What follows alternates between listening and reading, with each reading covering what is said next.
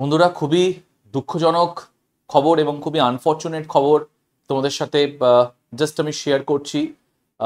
তোমরা জানো যে এই এসএসসি যে মামলা বা এসএসসি যে দুর্নীতি মামলা, সেখানে যারা টিচার রয়েছেন সেই টিচারদের কিন্তু আজকে একটা বলতে পারো যে জমায়েত হওয়ার কিন্তু ব্যাপার ছিল বিভিন্ন ডিআই অফিসে, বিভিন্ন জেলার ডিআই অফিসে। সেটা পুরুলিয়া হোক, মালদা হোক, আমাদের বারাসাত হোক, কসবা হোক, তো বিভিন্ন জায়গায় যারা টিচাররা রয়েছেন তারা আজকে কিন্তু একটা জমায়েতের তাদের একটা কর্মসূচি ছিল যে তারা ডিআই অফিসে যাবে। তারা ডিআই অফিসে গিয়ে তাদের জমায়েত বা তাদের শান্তিপূর্ণ যে জমায়েত হওয়ার যে অধিকার আমাদের সংবিধানে রয়েছে, সেখানে তারা শান্তিপূর্ণভাবে তারা জমায়েত করবে। কিন্তু আজকে এমন একটা অপ্রীতিকর পরিস্থিতি হয়তো আমাদের রাজ্যে কোনোদিনও দেখা যায়নি, এবং হয়তো এটা আমরা কোনোদিনও ভাবতেও পারবো না যে এরকম হতেও পারে যে শিক্ষকদের ওপরে কিন্তু সেখানে লাঠিচার্জ হচ্ছে। শিক্ষকদেরকে ছত্রভঙ্গ করার জন্যে কিন্তু আজকে শিক্ষকদেরকে, মানে যদি ধরেই নেওয়া যায় যে পুরোপুরি কিন্তু তাদের ওপরে ভায়োলেন্ট বা ভায়োলেন্স কিন্তু তাদের ওপরে নেমে এসছে বা তাদের ওপরে করা হচ্ছে। তো আজকের জাস্ট এই মুহূর্তের ব্যাপার কি, আজকে যে কর্মসূচিটা ছিল, আজকে তোমাদেরকে একটু আগে বলছিলাম যে বিভিন্ন জায়গায়, সেটা আমাদের জেলার বিভিন্ন জায়গায়, মেদিনীপুর, মালদা, তমলুক, বহরমপুর, পুরুলিয়া, বর্ধমান, বারাসাত, বিভিন্ন জায়গায় কিন্তু টিচারদের আজকে একটা কর্মসূচি ছিল। যারা যোগ্য এবং অবশ্যই যারা যোগ্য প্রার্থী রয়েছে তারা তাদের শান্তিপূর্ণ সমাবেশের একটা ডাক দিয়েছিল যে তারা ডিআই অফিসে যাবে, ডিআই অফিসে গিয়ে তারা শান্তিপূর্ণ সমাবেশ করবে। কিন্তু ব্যাঘাত কোথায় কোথায় ঘটে?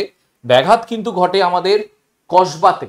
কসবাতে যে ডিআই অফিস রয়েছে, পুলিশের তরফ থেকে জানানো হয় সেই কসবায় যারা টিচার্সরা যান, তারা কসবার ডিআই অফিসের যে গেট রয়েছে সেই গেট টপকে তারা ডিআই অফিসে প্রবেশ করতে চান, এবং এখান থেকেই শুরু হয় ঝামেলার কর্মসূচি বা ঝামেলার মেন কারণ।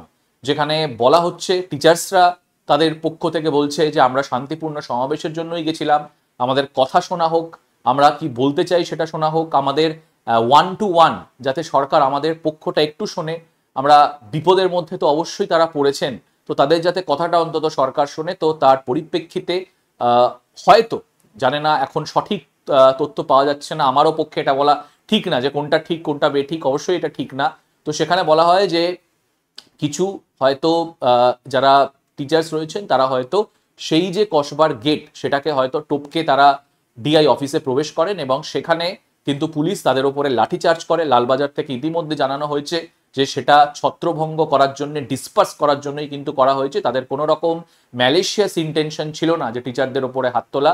কারণ কারণ আমি এখনই জাস্ট টিভিতে দেখলাম যে সেখানে যারা পুলিশের কর্মকর্তারা রয়েছেন তারাও কিন্তু এটাই বলছেন যে না, তাদের টিচারদের কিন্তু একদম সাংবিধানিক অধিকার রয়েছে, তারা জমায়েত হতেই পারে, তারা শান্তিপূর্ণ সমাবেশ করতে পারে। কিন্তু সেখানে তারা দেখে যে অনেক পুলিশকে তারা আহত করে, পুলিশ পুলিশকে পুলিশের ওপরে তারা আক্রমণ করার চেষ্টা করে। তো তার পরিপ্রেক্ষিতেই এটি করা হয়।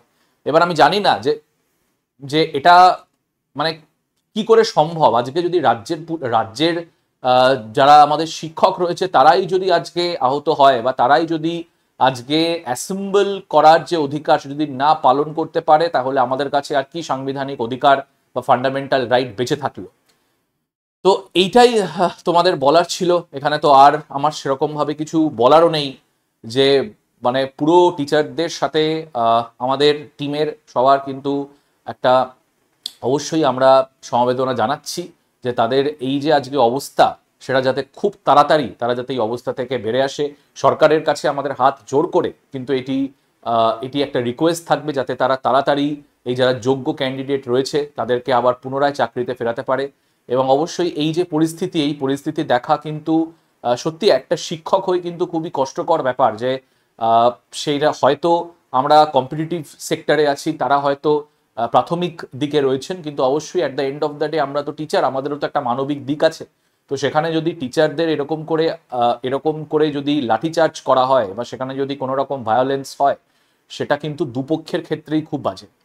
তো এটাই তোমাদের কাছে বলার ছিল বা এটাই তোমাদের কাছে শেয়ার ছিল। খুবই দুঃখজনক জিনিস, হয়তো এই দিনও দেখতে হবে একজন টিচার হয়ে। কারণ টিচার তো আমরা শুধুমাত্র আমাদের ভালোবাসার থেকে বড় কথা যে একটা নৈতিকতার দিক থেকে তো আমরা আসি, একটা মরালিটির দিক থেকে আসি। সেখানে জানি না যে এরকম করা সত্যি কি, এটা যদি এটা যদি একটুখানি ঠিকঠাক করে হ্যান্ডেল করা যেত, বিষয়টা যদি ঠিকঠাক করে যদি তাদেরকে বোঝানো যেত বা ঠিকঠাক করে তাদের যদি তারা যদি সমাবেশ করার যদি তাদের এই যে অধিকারটা দেয়া হতো, যদি আরো বেশি করে আমরা পুলিশরা যদি একটু বেশি করে ডিসিপ্লিনের মেনটেন করে যদি এই কর্মসূচি করতে পারতো তাহলে হয়তো আরো ভালো হতো। তো যাই হোক, খুবই আনফর্চুনেট, খুবই খুবই কষ্টদায়ক, খুবই বেদনাদায়ক, কিন্তু আজকে আমাদের কাছে এটা দিন।